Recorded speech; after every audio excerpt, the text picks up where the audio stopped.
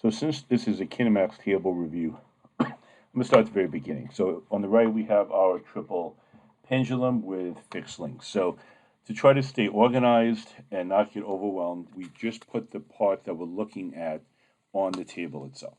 So let's put the actual corner system on there.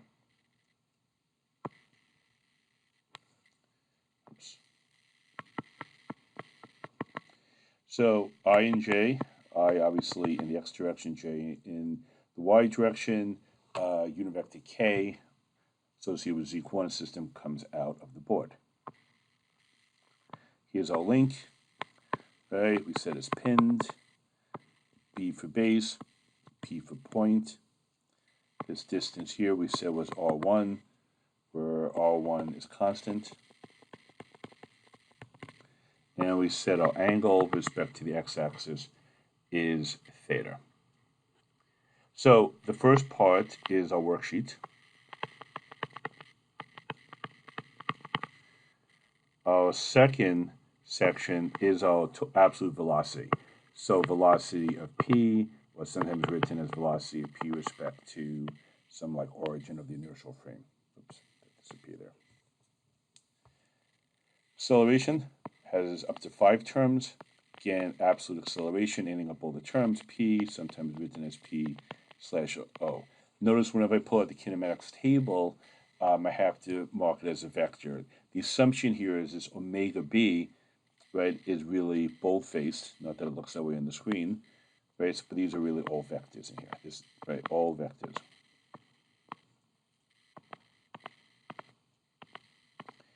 The other point of confusion that comes up, a little bit hard to see, right? This line here, this top one is omega b.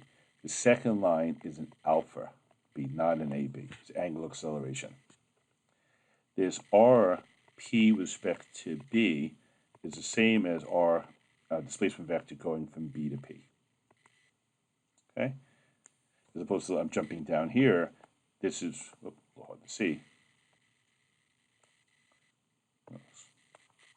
Getting to a bad spot. Let me slide over my screen.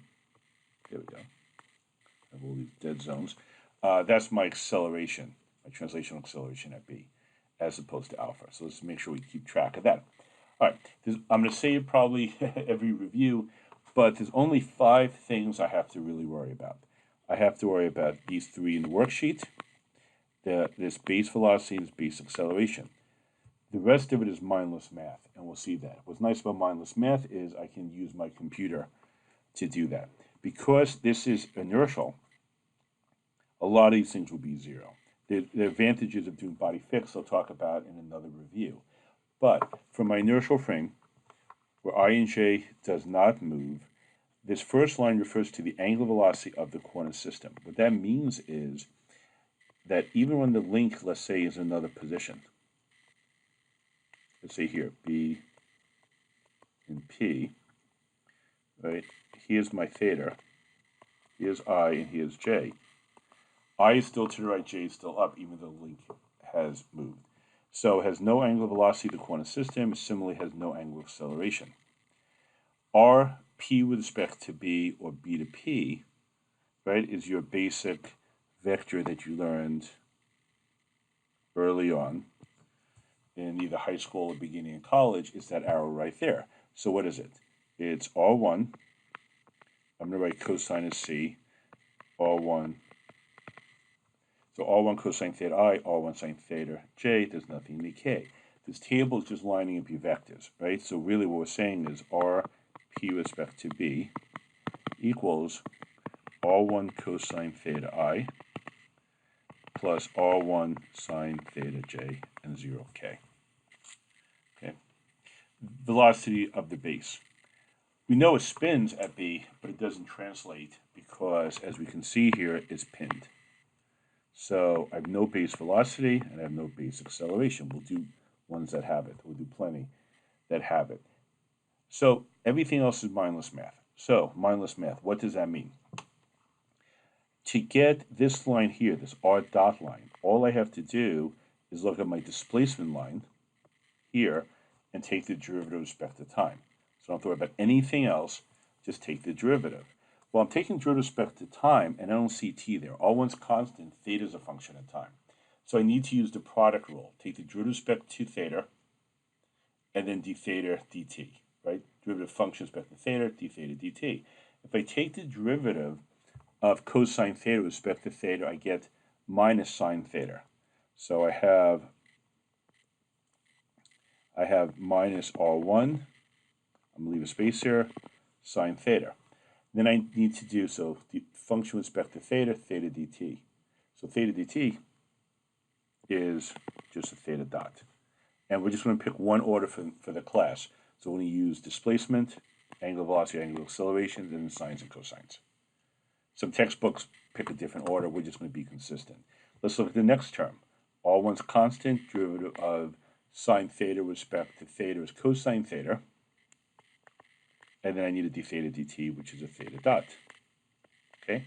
I have no omega term in this case, so these are 0. So that's my velocity of p. I'm just going to pull it out. I'm not saying you need to do this for homework or exams. It's a waste of writing, but just to make it clear that when I want my velocity in terms of the I direction, it's all 3 rows here. I happen to have a lot of zeros, but all 3 rows there, times I. Plus my j direction is all of these rows, 3 rows, times j. R1 theta dot cosine theta j, and then I have nothing in the k. Let's check our units. Let's just remember. If I have a theta where sine theta, cosine theta, for instance, theta can be degrees, radians, doesn't matter because you can set your calculator. Whenever I have a theta alone, maybe I've used a small angle assumption, it has to be in radians. So if it's revolutions, you have to convert it to radians. If it's degrees, you have to convert it to radians. Similarly, theta dot, my angular velocity, would be radians per second. It could be radians per minute, radians per hour, radians per year. I don't care, but it has to be radians for some unit of time. And similarly, theta double dot is radians per second squared. And let's also remember, as per your other classes, counterclockwise is positive. So if I say to you something is 200 RPM, that 200 means it's going counterclockwise. The RPM is revolutions per minute, so the revolutions, one revolution is your 2 pi radians.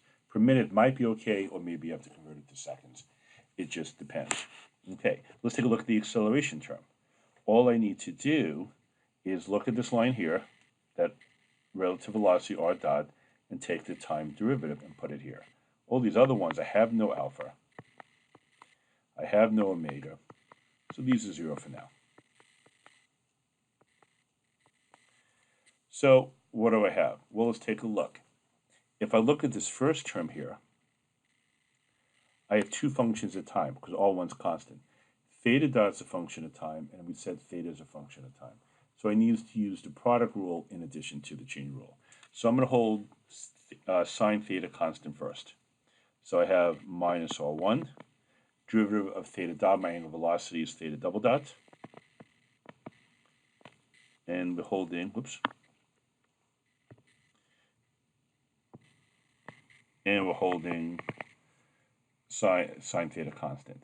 Now, when I want to do the second term, I have my minus R1, my theta dot, and I need to do the chain rule. So derivative of sine theta with respect to time, I first have to take the derivative with respect to theta, so that is cosine theta. And then I need my d theta dt, that's another theta dot, so that becomes theta dot squared.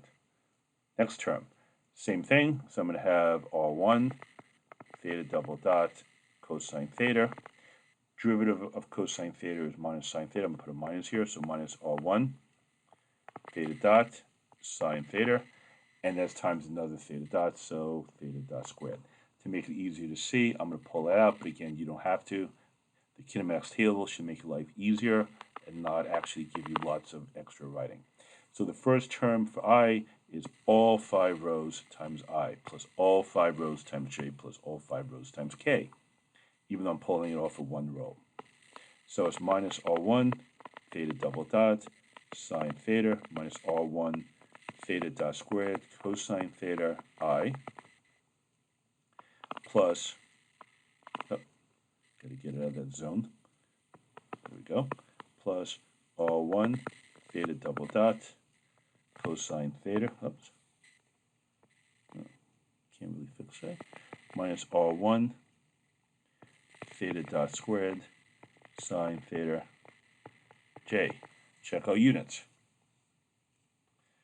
Length, let's just say meters. Theta double dot, radians per second squared.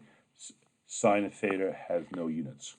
Oh, it's crazy, those lines pop up. Sine of theta has no units. So meters times radians per second squared. Radians can be ignored. That's meters per second squared. Let's look at the next term. R, let's just say meters. Theta dot is radians per second. You square it. That's radians squared per second squared. Cosine theta has no units. So I have meters, radians squared over second squared. Again, you can ignore anything with radians, meters per second squared. And similarly, these terms down here work out as well. So now we have the velocity at point P. We have the acceleration at point P for a single pendulum, and we're going to use this information in the next video clip to move on to the second pendulum.